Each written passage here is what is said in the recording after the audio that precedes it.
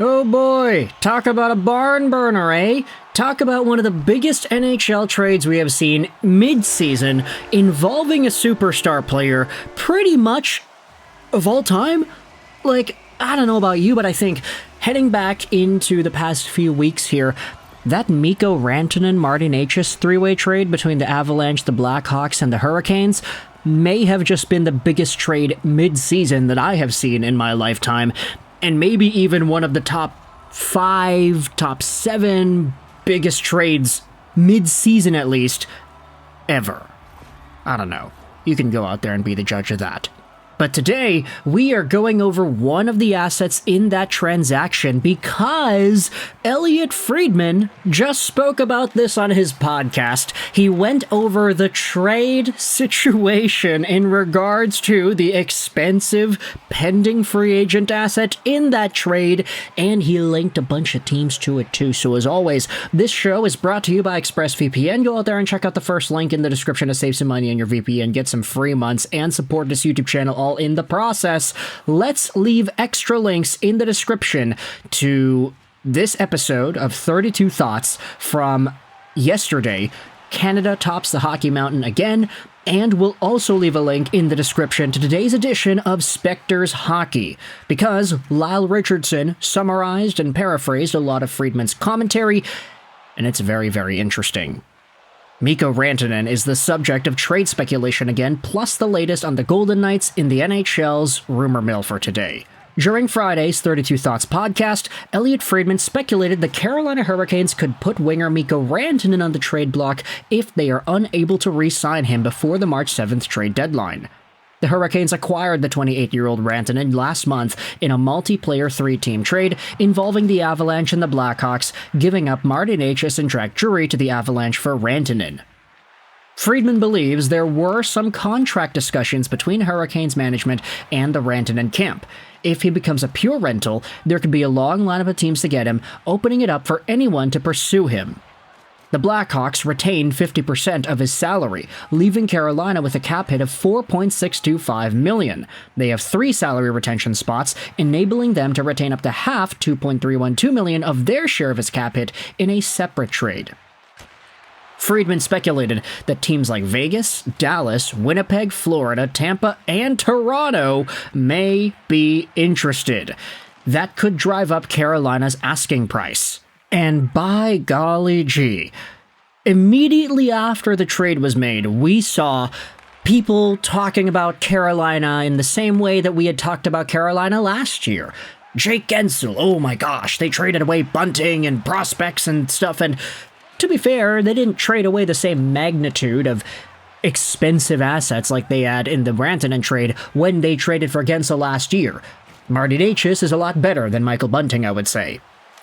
But after the Rantanen trade was made, there were conversations about, hey, the Hurricanes have cap space. They have more buying power than they had last year. So this situation where you trade for a guy and he's supposed to be an important top 6 piece and then he's got an expiring contract and you let him go in free agency, it doesn't necessarily look like it's going to happen again.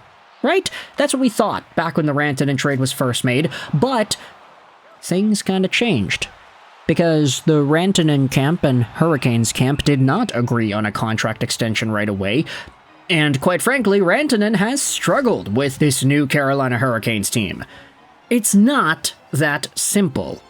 So now, if the Hurricanes are kind of having doubts, if they're thinking, okay, this guy isn't really fitting our system all too well, we believe in the talent, he's a 100-point, 40, 50-goal guy, we know he can be that, but if he's not playing like that for us, and we can't agree on a contract, we might have no choice but to send him out as a rental one more time. And we have salary retention spots here, so if we send him out, he'll be making $2.3 million against the next team's cap if we retain.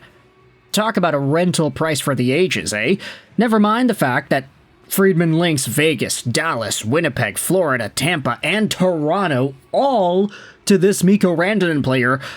But if all these teams are getting involved and this guy is available on the market, who knows how much Mikko Rantanen can go for and what kind of assets the Hurricanes can get from around the NHL. in a way, it kind of helps them do exactly what they wanted to do last year. Because last year, they were trying to trade away Marty Necas the whole time. It's just, they weren't able to, nobody took him, they re-signed him, they were like, okay, fine, you're our guy, so we're gonna keep you around, might as well play you because nobody wants to get you. And then he popped off, and he was really good, and then the Hurricanes traded him, and they got Rantanen, and now it's like, okay, we can re-sign this guy, but nope, sorry, we can't. We can trade him to Toronto for, I don't know, pending UFA Mitch Marner, and we can re-sign that guy. We can trade Rantanen over to Tampa Bay or something. We can get Gensel back. Oh, we can get the Winnipeg Jets. We can get a Kyle Connor or something. There are other assets around the NHL that, had you said to Hurricanes fans a year ago, hey, you're going to trade Necas and Drury away, and after making another trade, you're going to end up with those assets turning into, let's say, just for the sake of argument, a Marner or something, you re-sign him. Or a superstar from the Florida Panthers, or a really, really good young prospect, a la a Logan Stankoven and a Wyatt Johnston from the Dallas Stars or something. There's a lot of potential here. And, you know, I don't think we have enough time. What, we got 2.5, 3, 4 minutes left in this video to talk about Vegas, Dallas, Winnipeg, Florida, Tampa, and Toronto, whether or not Rantanen would be a fit on all of those teams. I'll say this right here, the idea of Rantanen setting up Austin Matthews is pretty good. If you're able to keep Marner, that is. Tampa Bay, okay, you need a Steven Stamkos replacement? Well, you got Gensel. Imagine having Gensel, Point, Kucherov, Hagel, and Rantanen. That's pretty good. Florida, you can do the same thing over there. Matthew Tkachuk, Barkov, Rantanen? I don't know. That sounds pretty good. Winnipeg Jets, they've been pretty hot lately. One of the best teams in the NHL. Everybody says they are pretenders, not contenders, even though they're so good in the NHL standings every single year.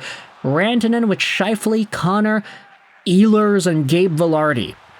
Imagine if you get Rantanen back, and you're like, okay, Ehlers, you want to stay now? Like, we got Mikko Rantanen here. That sounds like a pretty reasonable idea. Dallas, you could have him alongside of Duchesne. Once Tyler Seguin comes back, you reunite the Marchment, Seguin, and Duchesne line. You bring Rantanen up to play with, I guess you could say, Robertson. I mean, he's been kind of up and down. Jamie Benn's still there too, so there's a lot of firepower with the Dallas Stars organization. And then Vegas. I mean, imagine getting Rantanen at $2-something million a year to go alongside a Hurdle, Eichel, William Karlsson, Barbashev, Dorofeyev, a lot of really nice names in the Vegas Golden Knights system. Plus, it's showtime, baby. Like, imagine playing in Vegas. That's great. Mikko Rantanen could be in a best-case scenario here because his value has kind of changed a little bit post-trade. His contract getting cut in half twice makes him a much more valuable asset, even if it's just as a pure rental, because teams are going to be like, okay, well, it's Mikko Rantanen. We can trade away some really good assets if it helps us win a cup this year. Honestly, I'd say the chances of Mikko Rantanen in particular, not the team that he is on, like Carolina, for example, but just Mikko Rantanen, the guy, as an asset, as a player. Would it not be fair to say that Mikko Rantanen has the biggest chance at winning a Stanley Cup this year out of any player in the National Hockey League? Like, you can think about it like, okay, Connor Bedard has a 0.001% chance of winning the Cup this year. Mark Scheifele maybe has like a, let's say, a 7 or an 8, 10% chance of winning the Cup this year. Connor McDavid and the Oilers, maybe that number's a little bit higher. Maybe they have like a 15% chance of winning the Cup. Mikko Rantanen, in particular, as a guy, might have a higher chance than all of those guys. Because whatever team he goes to, if it's a Vegas or a Dallas or a Toronto or a Winnipeg or something, these teams are already really good. Imagine if they added Rantanen. Would that not push them over the top?